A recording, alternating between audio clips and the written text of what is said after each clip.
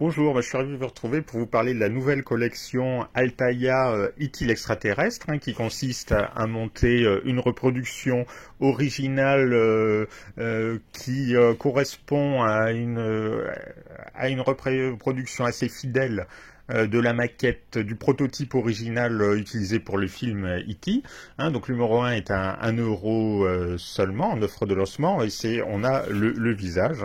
Alors le visage qui est en latex, vraiment de bonne qualité. Alors, regardez, il est épais et tout. Il y a bien, c'est fidèlement reproduit, on dirait une vraie peau et tout. C'est vraiment de la qualité. Il est assez grand, on peut y mettre sur la tête, ça fait un masque. Non, c'est pas censé être fait comme ça, c'est pas censé servir de masque, mais bon, après vous faites ce que vous voulez. C'est une collection qui semble magnifique dans le sens où en 110 numéros normalement, on est censé reproduire une maquette vraiment très sympathique.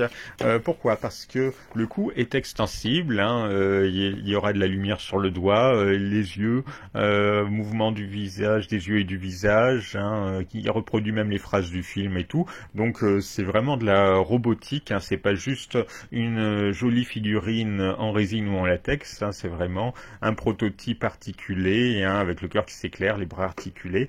Et en plus, si on profite de l'offre premium, on pourra même avoir la base lumineuse. Donc c'est assez sympa.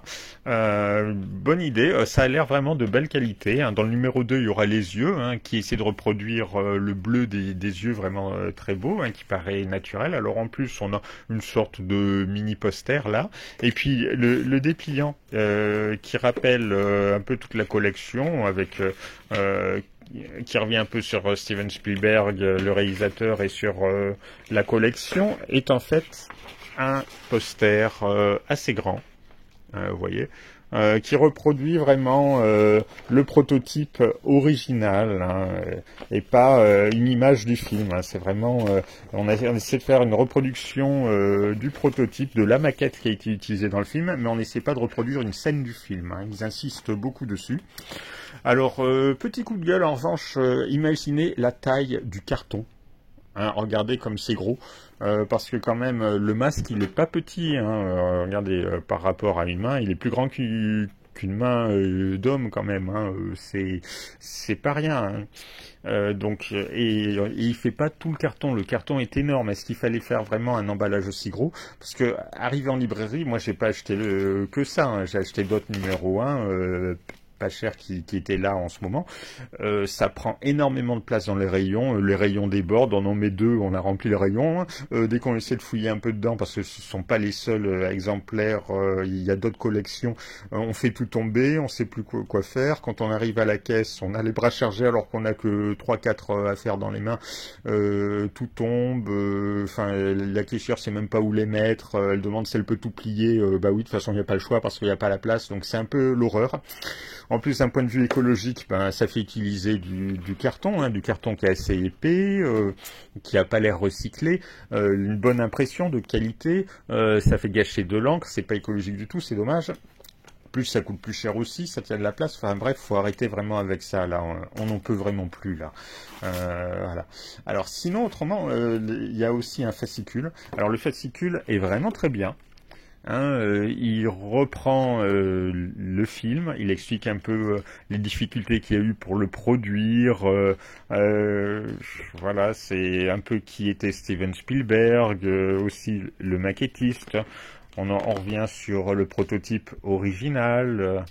Voilà, Carlo Rambaldi, voilà, qui était vraiment le maquettiste de l'époque. On revient sur les effets spéciaux, on revient sur toute la culture un peu marquante, tout ce qui a marqué les années 80, avec la conquête spatiale, le sport, voilà, un peu la musique, etc. et tout. Donc vraiment, et puis bien sûr le Rubik's Cube, Coca-Cola, etc. Voilà, tous les événements marquants des années 80. Donc un premier fascicule vraiment, pas que sur E.T., vraiment sur toute la culture des années 80, qui est vraiment intéressant, vraiment bien fait et tout. Sinon après, les cadeaux, ils sont, si on s'abonne, ils sont assez classiques. 3 posters, un carnet, le traditionnel mug, un t-shirt, une plaque métallique, et tiens, un parapluie. ça change un peu, voilà, mais sinon bon, des cadeaux très classiques hein, à ce niveau-là, mais une collection en 110 numéros normalement annoncée qui a l'air assez sympa.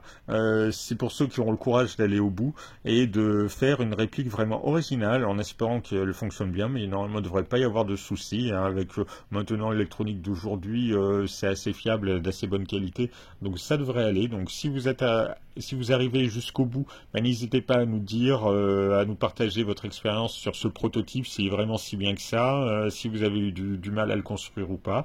Voilà, mais là, Altaïa, franchement, a l'air de démarrer une belle collection. Là, c'est assez surprenant. Donc, n'hésitez pas à mettre vos retours, à laisser vos impressions en commentaire.